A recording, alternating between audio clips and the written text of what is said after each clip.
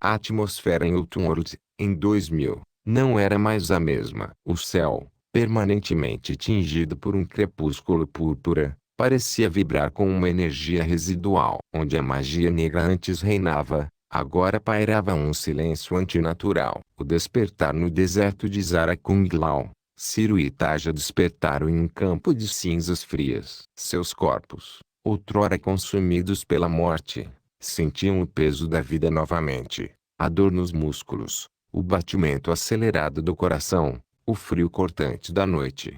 Nós estamos vivos, sussurrou Taja, tateando o próprio braço, ainda sentindo a cicatriz do golpe final que os derrubara. Sim, respondeu Kung Lao, levantando-se com dificuldade e olhando para as próprias mãos, agora desprovidas da aura de poder que ele tentara proteger. Mas o preço da nossa volta é um mistério. O confronto nas sombras a poucos quilômetros dali, em uma ravina desolada. Dois vultos tentavam se levantar. Shang Tsung e Quan Chi. Ao tentarem conjurar seus feitiços, nada aconteceu. Apenas o vazio. Quan Chi, furioso, tentou canalizar a energia das sombras, mas foi repelido por uma força invisível. A barreira da região obscura que o mantinha confinado como um prisioneiro comum. Meus poderes. Eles se foram. Shang Tsung, o que você fez? Rugiu Quan Chi, atacando o feiticeiro com as próprias mãos em um acesso de raiva humana e mortal. Shang Tsung, mais contido, bloqueou o golpe com técnica de luta física, mas estava visivelmente fraco. Ele sentiu uma presença, não um espírito maligno, mas uma vibração ancestral e benevolente. Era a essência de Shinnok, ou, em uma reviravolta, a influência residual do antigo mestre de seu clã, esperando uma redenção. Não fui eu, seu tolo, disse Shang Tsung, respirando fundo, sentindo o ar puro que, pela primeira vez, não cheirava a enxofre. A magia que nos movia foi drenada. Estamos apenas colhendo as consequências de séculos de desonra. O diálogo da redenção enquanto caminhavam pelas ruínas. Kung Lao encontrou Shang Tsung. Ciro e Taja estavam prontos para atacar, mas Kung Lao ergueu a mão, sentindo a mudança na energia do feiticeiro. Kung Lao, você não tem mais a alma de um tirano em seus olhos. Tsung, o que aconteceu? Shang Tsung, olhando para o céu, o equilíbrio foi restaurado por algo maior que nós. Perdi a capacidade de manipular a realidade. Agora, restou apenas o homem que eu era antes de escolher o caminho da escuridão. Ciro, você espera que acreditemos nisso depois de tudo? Shang Tsung, não espero crença. Espero uma oportunidade. Meu antigo mestre, através de visões que me visitam nesta nova clareza, me mostrou que ainda há um propósito para as artes marciais que aprendi. Se eu ajudar a reconstruir o que destruí, talvez, e apenas talvez, a morte não seja o fim definitivo para mim. O destino de Quan Chi lá no fundo da região obscura. Quan Chi gritava para o vazio, tentando desesperadamente encontrar uma brecha na barreira. Ele estava cercado por seus próprios fantasmas, as almas que ele enganou e torturou. Sem o poder da necromancia, ele não passava de um homem brilhante e cruel, confinado em um labirinto mental de suas próprias falhas. Ele não estava apenas preso no espaço, estava preso no tempo, condenado a reviver seus crimes, agora com a clareza de alguém que não pode mais fugir de si mesmo através da magia. Epílogo. O caminho à frente. Kung Lao olhou para o horizonte de Outworld. O sol estava nascendo, e pela primeira vez em anos, a luz não parecia uma ameaça. O mundo mudou. Shang Tsung, disse Kung Lao, caminhando em direção ao templo. Você não é meu aliado. Mas, enquanto não tiver o poder de destruir a vida, você terá a chance de provar que pode preservá-la. O grupo caminhou, deixando para trás as sombras de uma era que havia acabado, prontos para enfrentar um novo milênio, onde a força não viria de portais ou feitiços, mas da disciplina e da verdade que haviam recuperado com suas vidas. A atmosfera em Outworld, em maio de 2000, estava densa com a poeira de um mundo que acabara de ser reiniciado. O céu, antes púrpura, agora tinha um tom cinzento, como um pergaminho antigo sendo reescrito. O despertar de Raiden no centro do campo de batalha, Entre os escombros do palácio, Raiden despertou. Ele não era mais o deus do trovão imponente. Ele se levantou com dificuldade, cambaleando. Sua túnica sagrada estava esfarrapada, manchada de terra e sangue seco. No peito, uma cicatriz profunda e a marca clara de uma lâmina. O golpe final que Shao Kahn desferira para encerrar a existência do protetor.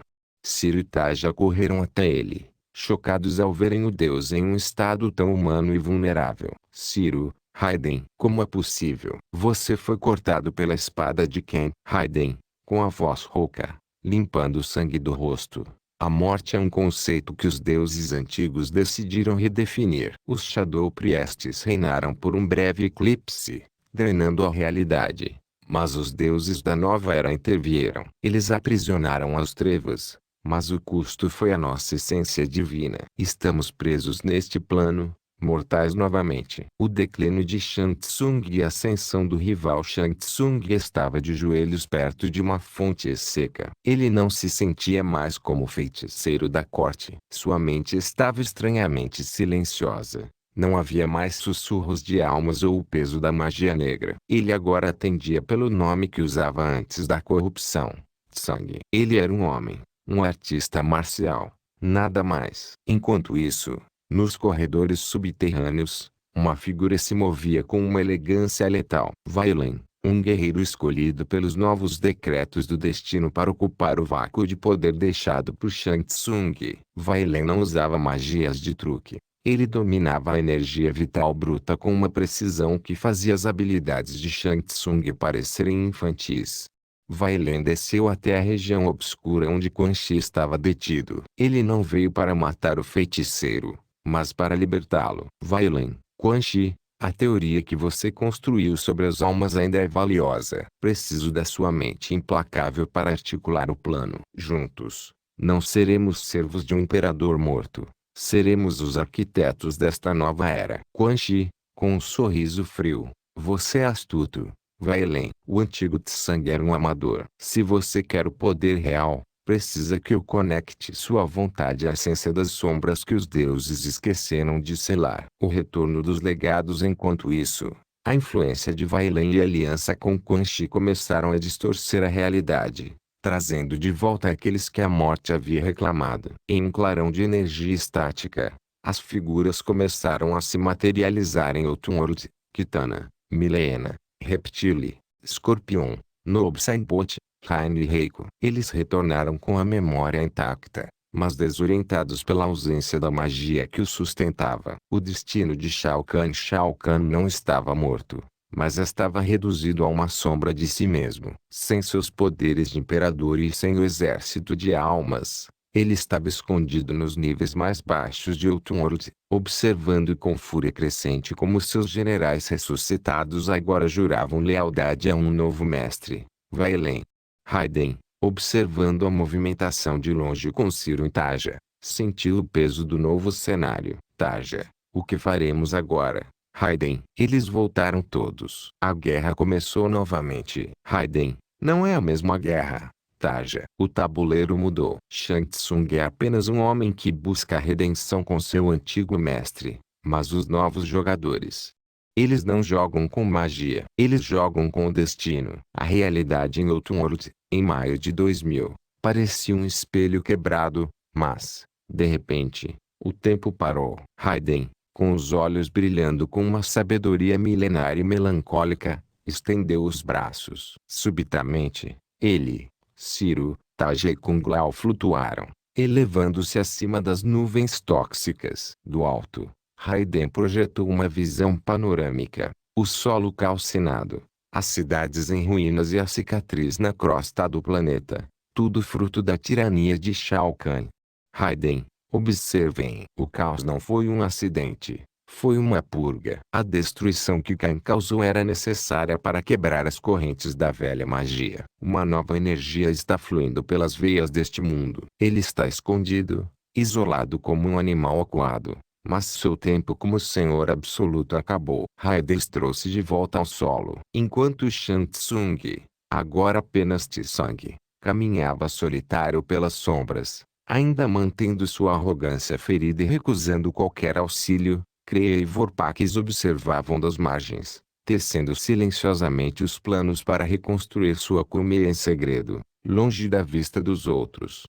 O confronto na Montanha dos Guerreiros com Glau, Ciro e Taja subiram a Montanha do Destino, mas a paz foi breve. No topo, foram cercados por guerreiros brutais que portavam lanças de energia pura. Ciro e Taja, apesar de seu valor, foram rapidamente subjugados. A força daqueles atacantes era avassaladora, deixando-os paralisados no chão, incapazes de reagir. Kung Lao lutou com bravura, seus movimentos eram precisos, mas ele também foi levado ao limite, sendo lançado contra as rochas. Quando a ponta de uma lança estava prestes a finalizar o monge, o ar começou a vibrar com um ritmo ancestral. Uma figura surgiu das sombras da floresta, Nightwolf. Ao lado dele, um homem de semblante familiar, olhos profundos e uma faixa vermelha na testa, Liu Kang. Liu Kang olhou para Kung Lao com uma emoção contida, um reconhecimento que transcendia o tempo, embora Kung Lao ainda não o conhecesse. Nightwolf avançou, suas mãos emanando uma energia esmeralda que o explodiu em uma barreira poderosa, repelindo os guerreiros atacantes. Kung Lao, ofegante, observando o brilho verde. Essa energia é intensa. Parece-se muito com a magia trevosa de Quan Chi. Nightwolf, com um sorriso sereno, não confunda as coisas, jovem. O que usei é magia xamânica, manifestada em prol da justiça. Raiden me enviou com um propósito. Ele observou sua luta até o fim. Kung Lao, um presente. Nightwolf, veja com seus próprios olhos. Nightwolf canalizou um raio verde vibrante e o disparou contra Kung Lao. O monge se encolheu, esperando o impacto, mas, quando a luz o envolveu, suas vestes se transformaram instantaneamente. Ele surgiu com seu chapéu icônico e trajes de combate renovados, imbuídos de uma aura poderosa. Nightwolf, esta é a recompensa por não ceder. Você agiu como um verdadeiro discípulo. Passou no teste. A partir de agora, o poder e a responsabilidade são seus. Nightwolf virou-se para Ciro e Taja, que ainda se recuperavam. Com gestos precisos, ele lançou raios minúsculos em ambos. Taja viu sua roupa transformar-se em um traje tático preto, enquanto Ciro vestiu um uniforme que evocava a linhagem do grande dragão branco. Nightwolf, para vocês, também há um despertar. Ciro sentiu o poder do Chaco fluir por suas mãos. Agora é capaz de ataques rápidos e letais. Taja sentiu uma energia rosa pulsante, similar aos golpes de impacto de Sonya Blade. Kung Lao, por sua vez, sentiu o vento obedecer ao seu chapéu, o redemoinho sob seu comando e a capacidade de se teletransportar entre as sombras.